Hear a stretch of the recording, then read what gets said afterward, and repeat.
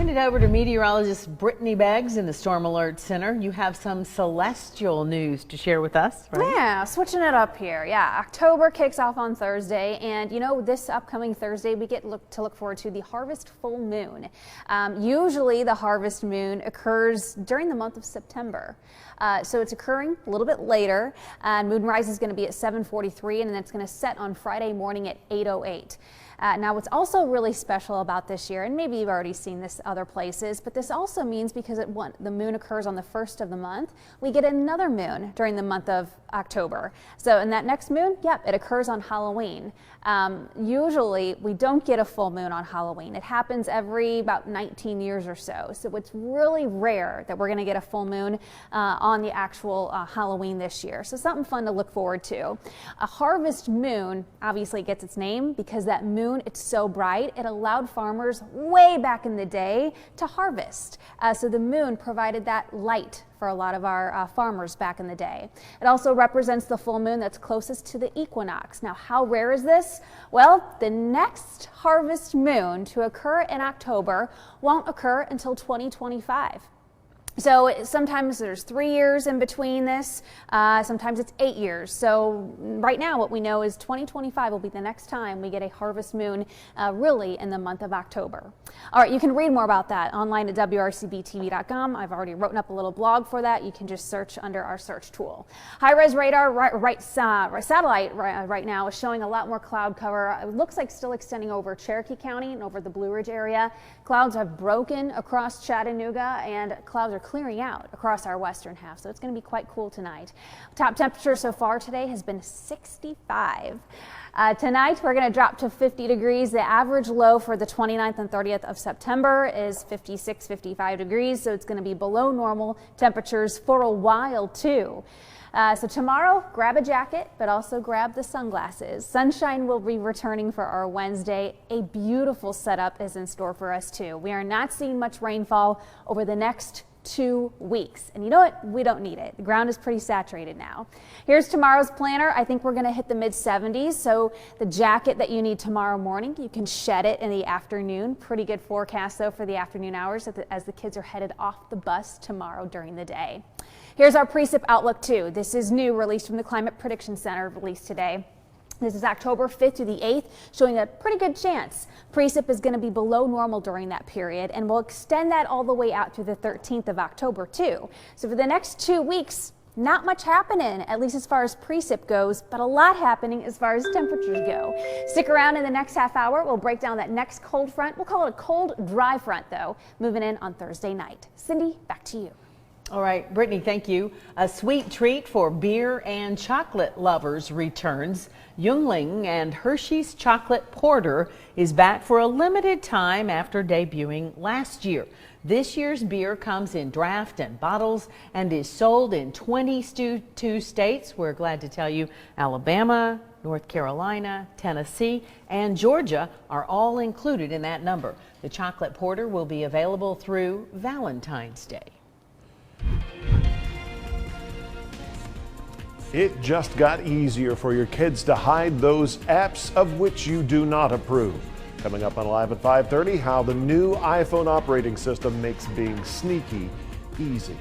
Plus, one company wants to let you pay for things with the palm of your hand. That's it. No cash, no card, just your hand. How that works at 5:30.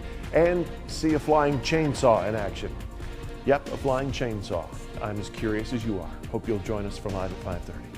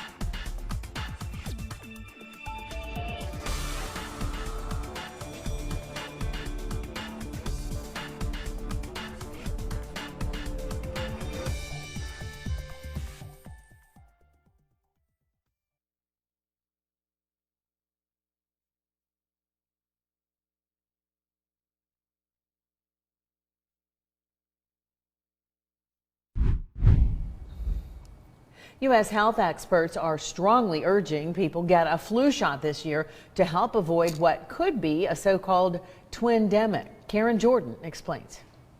The country's healthcare system, already taxed by COVID-19, has its eye on flu season, which revs up in October. And health experts are already urging people to get their flu shots to keep the respiratory illness from spreading, causing a so-called twindemic. The concern, obviously, is that if we have continued COVID-19 infections, as well as a very busy flu season, that offices will be overwhelmed, urgent cares will be overwhelmed, hospitals will be overwhelmed. While there is no approved vaccine for COVID-19, there is one for influenza.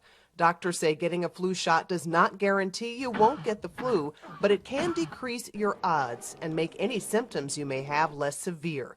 And Dr. Lisa Ravindra with Rush University Medical Center says at this point, there's enough supply to meet the demand. I've noticed that a lot of patients are much more responsive to me asking that they get the flu shot, and they're even asking me, can I get a flu shot? But not everyone is on board. A new public health poll finds nearly a third of parents will not get the flu vaccine for their children. There are a significant minority of people that don't get the flu vaccine no matter what they're told or no matter what data they're provided.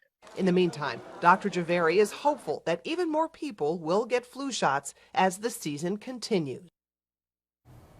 Hey, if the Jurassic Park movies frightened you, you'll probably want to hold on to your seats when we give you a preview of the newest roller coaster at Universal Orlando.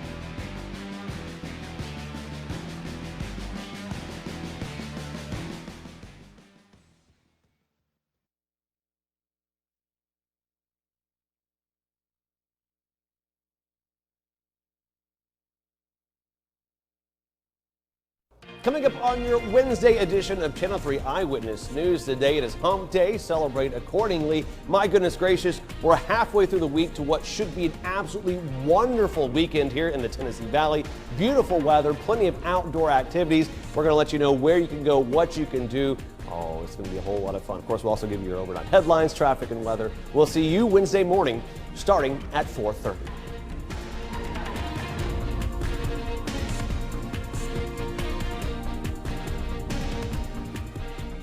Universal Orlando will have a new thrilling ride next year featuring some clever girls. The company's Florida theme park has announced a new roller coaster called the Velocicoaster.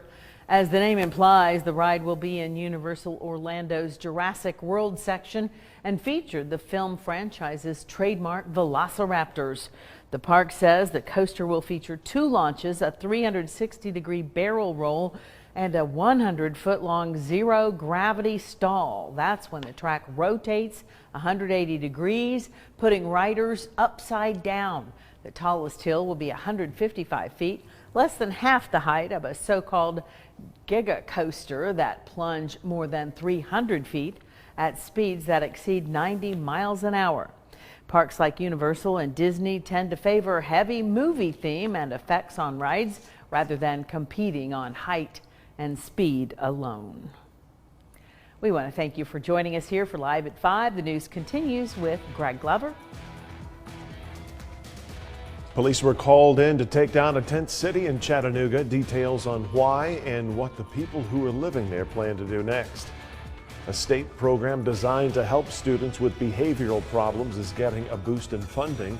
And round one of the presidential debates is just a few hours away. What's at stake for both the president and former Vice President Joe Biden? Coverage you can count on. Channel 3 Eyewitness News, live at 5:30.